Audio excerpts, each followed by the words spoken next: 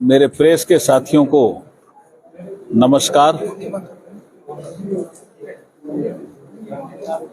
मंच पे भी जो बैठे हैं आप सब परिचित हैं, हमारे प्रदेश के अध्यक्ष भी हैं मेरे दाईं और हमारे लोकसभा में मेरे साथी भी हैं। सबको मैं नमस्कार करता हुआ मेरी बात शुरू करता हूं।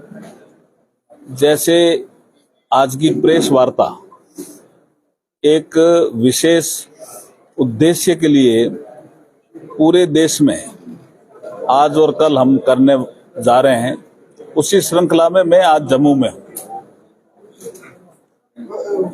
वित्त मंत्री जी ने बजट पेश किया। बजट की बारीकियां को लेकर के बहुत आर्टिकल आए, वो आपने भी देखे होंगे। लेकिन जो बड़ा विषय है इस बजट का वो ये है विषय कि हम 2047 तक भारत को विकसित भारत बनाएं। उसके लिए ये बजट नींव का काम करेगा। मजबूत नींव इस बजट में रखी है। इसमें जो यूनियन बजट है 2024 और 25 का, वो हमें दिशा दिखाता है कि हम इंफ्रास्ट्रक्चर के क्षेत्र में किस गति से चलें। अगर हम जम्मू की बात करें तो आपके यहां चारों ओर इंफ्रास्ट्रक्चर के प्रोजेक्ट चल रहे हैं। इसका मतलब ये कंटिन्यूटी जो इंफ्रास्ट्रक्चर के क्षेत्र में चल रही है, चाहे वो रोड हो, चाहे वो रेल का प्रोजेक्ट हो, चाहे वो ऑल वेदर रोड का प्रोजेक्ट हो, एमडीआर का प्रोजेक्ट हो, उसमें कोई रुकावट नहीं आए, इसलिए इंफ्रास्ट्रक्चर में पैसा दिया गया है।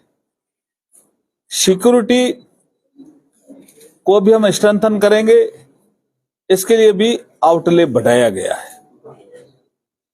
हमारे यहाँ पे एमएसएमई का भी जोर है।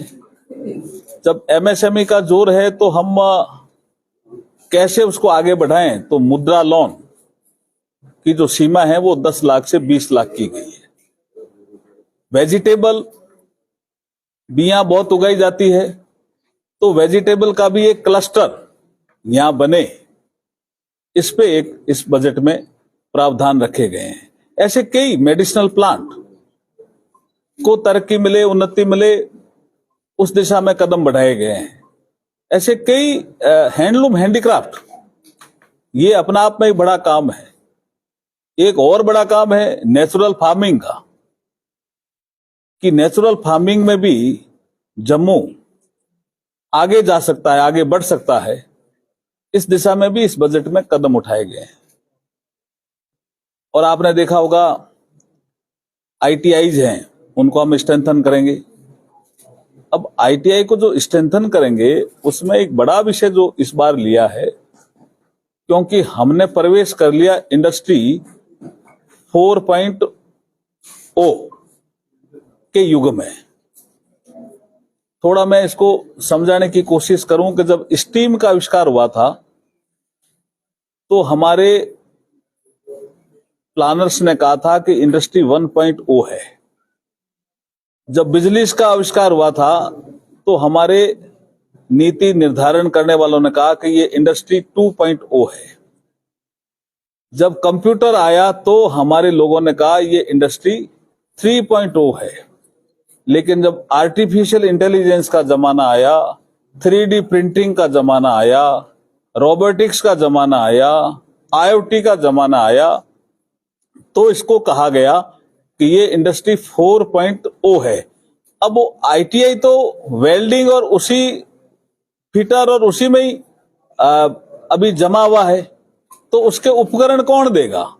तो इस बजट में प्रावधान किया है कि उस क्षेत्र में आईटीआई में नए उपकरण हम उपलब्ध कराएंगे इंडस्ट्री 4.0 के अनुसार, जिससे वहां के युवा जाने रोबोटिक्स क्या होता है, आर्टिफिशियल इंटेलिजेंस से हम कैसे काम कर सकते हैं, हम कैसे 3D प्रिंटिंग को समझें, ये सारी चीजें जिसको हम इनोवेशन कहते हैं, एक हेड में अगर मैं बात करूं तो इनोवेशन कहते हैं, वो भी इस बजट का महत्वपूर्ण हिस्सा है।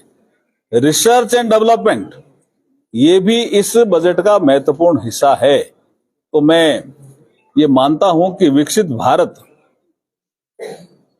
बनेगा 2047 में, उसमें जम्मू एंड कश्मीर भी विकसित बने, आगे बढ़े, हमारा सिरमौर बना रहे, इस दिशा में ये बजट है। मैं आपको बजट की कुछ बारीकियां समझाने के लिए यहां उपस्थित हुआ हूं। तो मुझे लगता है कि जब सवाल जवाब होंगे तो मुझे लगता है कि काफी चीजें आपके भी समझ में आएगी, कुछ चीजें हमारे भी समझ में आएगी।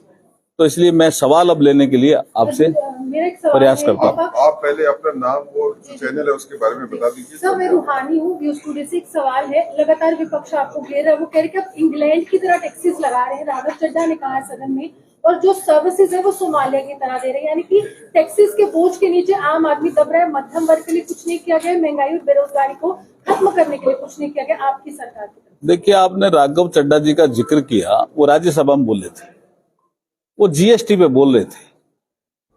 अब उनको यही समझ नहीं है कि जीएसटी का कलेक्शन हमारा कितना बढ़ रहा है, और ये ईज ऑफ लिविंग और ईज ऑफ डूइंग बिजनेस का एक मॉडल है, कोऑपरेटिव फेडरलिज्म का एक मॉडल है। जीएसटी काउंसिल होती है सारे राज्यों के, जो हमारे वित्त मंत्री होते हैं वो उसके सदस्य होते हैं। भारत के जो वित्त मंत्री होता है वो उसकी अध्यक्षता कर रहे हैं। वो जीएसटी वो बोलते बोलते वो चीजें उदाहरण दें, वो आलोचना करें, उनका अलग बात है, लेकिन जीएसटी तो आप ही जानते हो कि जीएसटी कितना एक सरलीकृत आपका टैक्स का ढांचा है जो देश में खड़ा हुआ है। उसमें सर्विस सेक्टर भी बड़ा है, हमारा इंडस्ट्रियल सेक्टर भी बड़ा है। सर, मेरा नाम शुभम लंगे है, न्यूज़ 19 से मैं जर्नलिस्ट हूँ। आपसे सवाल ये सर, राहुल गांधी ने कहा ये कुर्सी बचाओ बजट है, इस पर क्या कैसे जवाब देंगे? देखिए, अब इस बजट में बिहार का उल्लेख हुआ, और इस बजट में आपके आंध्र प्रदेश का भी उल्लेख हुआ।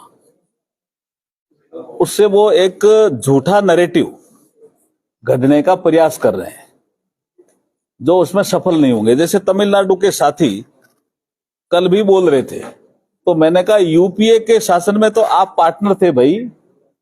यूपीए ने जो बजट पेश किया तो 6 बार का बजट देखिए, तमिलनाडु का जिक्र नहीं किया। क्या तमिलनाडु को पैसा नहीं मिला?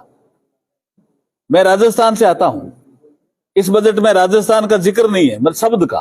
तो क्या राजस्थान को पैसा नहीं मिलेगा? पीएमजीएसवाई 4 जब सड़कें बनेगी, क्या राजस्थान में नहीं बनेगी? तो ये उनका एक मनगढ़ंत एक आरोप है, और एक फेक नैरेटिव जो घड़ने की कोशिश उनकी पिछले चुनाव में हुई कि बीजेपी अगर आ जाएगी तो संविधान समाप्त कर देगी। अब जनता समझने लग गई कि संविधान समाप्त कोई नहीं कर सकता। हम लोग संविधान के अनुसार शपथ लेते हैं। हमारे देश में न्यायपालिका भी है। हमारे देश में न्यायपालिका ने, मैं लॉ एंड जस्टिस को, मैं अभी प्रधानमंत्री मोदी जी के कारण लॉ एंड जस्टिस को संभाल रहा हूं। हमारे देश में न्यायपालिका ने एक बेसिक स्ट्रक्चर का कंसेप्ट दिया कि संसद भी बेसिक स्ट्रक्चर के हाथ नहीं लगा सकती। तो कौन बदल रहा था संविधान? ये फेक नैरेटिव दिया उन्होंने, और ऐसा ही फेक नैरेटिव ये इसमें घटने की कोशिश कर रहे हैं, इसमें वो सफल नहीं होंगे। से ममता बनर्जी ने बाइकआउट किया है, कहा कि 5 मिनट से ज्यादा बोलने नहीं दिया जा रहा है। देखिए, नीति आयोग की जो बैठक हो रही है वो देश के विकास में हमारी नीतियां कैसी रहे इस पे हो रही है। राज्य भी उसमें सहभागिता करे तो अच्छा है। अब लेकिन बहुत से ऐसे राज्य हैं जो मैं देख रहा हूं, आपके माध्यम से जानकारी कर रहा हूं कि इस बजट में हमारे राज्य का नाम नहीं आया। अब भाई नाम नहीं आया तो इसका मतलब क्या उस राज्य में बजट लगेगा नहीं? जैसे महाराष्ट्र का तो उन्होंने खोल करके बताया वित्त मंत्री जी ने, भाई महाराष्ट्र का नाम नहीं है, बजट में नहीं है, महाराष्ट्र में क्या करेंगे। लेकिन 96,000 करोड़ का तो प्रोजेक्ट उन्होंने बताया भी महाराष्ट्र में ऐसे ऐसे लगेंगे। ये राजनीति है, ये नहीं होना चाहिए ऐसा। आपने कहा कि जो इंफ्रास्ट्रक्चर डेवलपमेंट हो रही है उसके लिए पैसा दिया गया है। जम्मू कश्मीर में इंफ्रास्ट्रक्चर डेवलपमेंट या किसी भी क्षेत्र में अगर डेवलपमेंट करनी है तो उसके लिए पीस बहुत जरूरी है। लेकिन पाकिस्तान की तरफ से जिस तरह की कोशिशें की जा रही है पीस को बिगाड़ने के लिए, आपको लगता है एक बड़ा चैलेंज है कि हम दोबारा स्थापित करें? देखिए, आप बिल्कुल ठीक कह रहे हैं। कोई भी देश हो और कोई भी राज्य हो, peace is necessary. Law and order उस देश का, उस प्रदेश का ठीक हो तो इन्वेस्टमेंट आता है। I agree with you. और इसलिए पीस बना रहे और ये जो घटनाएं हो रही है उसमें कमी आए, इस दिशा में हम तेजी से काम कर रहे हैं। हमारी रणनीति भी बना रहे हैं और पीस रहेगा जम्मू में, ऐसा हम पूरा प्रयास करेंगे। मेरा नाम संसद में जो चंदू मंत्री जी और इस्लामाबाद बजट पेश किया गया है, एक उसमें कहा गया है कि भारत को एक मिनट ग्लोबल भाई, टूरिस्ट डेस्टिनेशन बनाने की बात की गई है। जम्मू कश्मीर भी एक हब है टूरिस्ट का, लेकिन जम्मू को हमेशा इग्नोर किया गया है। जम्मू के लिए ऐसी कौन सी नीति है जो जिससे जम्मू को भी एक्सप्लोर मिले, क्योंकि जम्मू में बहुत सारी ऐसी टूरिस्ट डेस्टिनेशन है जिसे एक्सप्लोर करने की जरूरत है।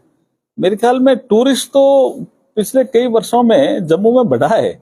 हमारे आंकड़े, मुझे लगता है कल आप बोल रहे थे लोकसभा में, शायद जम्मू कश्मीर के बजट में भी बोल रहे थे, तो ये तो डेटा दे रहे थे कि यहाँ 2 करोड़ से ज्यादा जो टूरिस्ट आए हैं। टूरिस्ट डेस्टिनेशन बने जम्मू कश्मीर। मैं सिर्फ जम्मू की बात कर रहा हाँ, जम्मू ये हमारी प्रायोरिटी है जी, ये हमारी प्रायोरिटी है। जो हमारे आर्कियोलॉजिकल साइट है उसमें भी जो लोग जाते हैं वो भी टूरिस्ट डेस्टिनेशन बने। उसमें कोई सुविधाएं, कोई कमी है तो उसको भी हम बढ़ाएंगे, और अगर इंफ्रास्ट्रक्चर आने जाने के रास्तों में कमी है तो उसको भी हम बढ़ाएंगे। सर, मेरा नाम गुरबेज सिंह संधू, नवभारत न्यूज चैनल से। जिस तरह से जम्मू कश्मीर के लिए बजट बना उसमें कैपिटल एक्सपेंडिचर और रेवेन्यू एक्सपेंडिचर में बहुत ज्यादा गैप है। कैपिटल एक्सपेंडिचर ज्यादा हो उससे विकास होता है। तो कैपिटल एक्सपेंडिचर में ज्यादा ही प्रावधान किया है पूरे देश में, क्या यहाँ भी ज्यादा बहुत किया है? ज्यादा गैप है। नहीं, बहुत ज्यादा कैपिटल एक्सपेंडिचर ज्यादा होने से आप सही कह रहे हो, विकास होगा। तो वो कैपिटल एक्सपेंडिचर तो पिछले 10 सालों में आप उठा के आंकड़े देखिए, बहुत अच्छा। मेरे ख्याल में कैपिटल एक्सपेंडिचर में हम जिसको हम कैप्स कहते हैं, उसमें बहुत अच्छा इन्वेस्टमेंट आ रहा है। शुभम कोतवाल, पहले जनता न्यूज नेटवर्क से। सर, आपने बजट की बात की।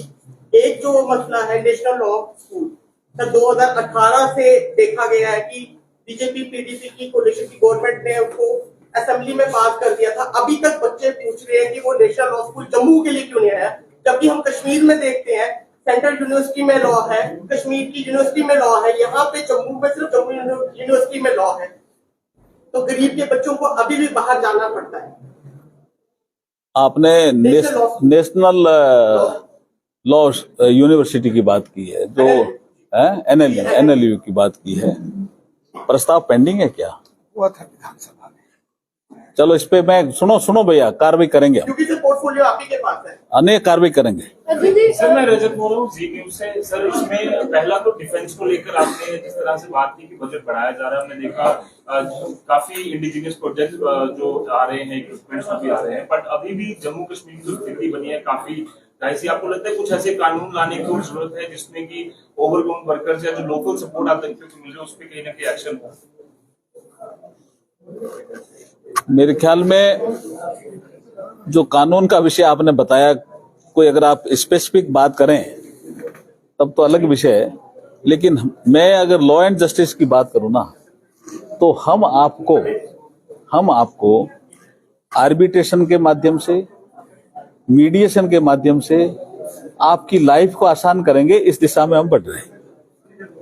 अर्जुन जी, आप कानून मंत्री हैं, यूनिफॉर्म सिविल लॉ की बात हो रही है पूरे देश में, उत्तराखंड में भी हुई है और लगातार विभिन्न राज्य कर रहे हैं, लेकिन पूरे संपूर्ण भारत में क्या ये कानून लागू होगा, कब लागू होगा, जनता जानना चाहती है। लगातार प्रचार आपके नेताओं के द्वारा किया जा रहा है। देखिए, आपने भी जिक्र किया उत्तराखंड का। इस देश में गोवा में पहले से ही यूनिफॉर्म सिविल कोड लागू है। राज्य इस दिशा में कदम बढ़ा रहे हैं। उत्तराखंड ने भी लागू करा। हमारी कॉन्स्टिट्यूंट असेंबली, जब देश आजाद हुआ था तब भी इस संबंध में चर्चा हुई थी। बाबा साहब भीमराव अंबेडकर जी का, जिनका हम जिक्र करते हैं, उन्होंने भी इस संबंध में कहा था कि इस दिशा में कदम बढ़ने चाहिए। और अभी लॉ कमीशन ऑफ इंडिया के पास मामला पेंडिंग है। जैसे ही रिपोर्ट आएगी निश्चित रूप से हम आपके सामने आएंगे। भारत में लागू होगा। हम जैसे ही लॉ कमीशन ऑफ इंडिया की रिपोर्ट आएगी हम प्रेस करेंगे आपके सामने। Thank you.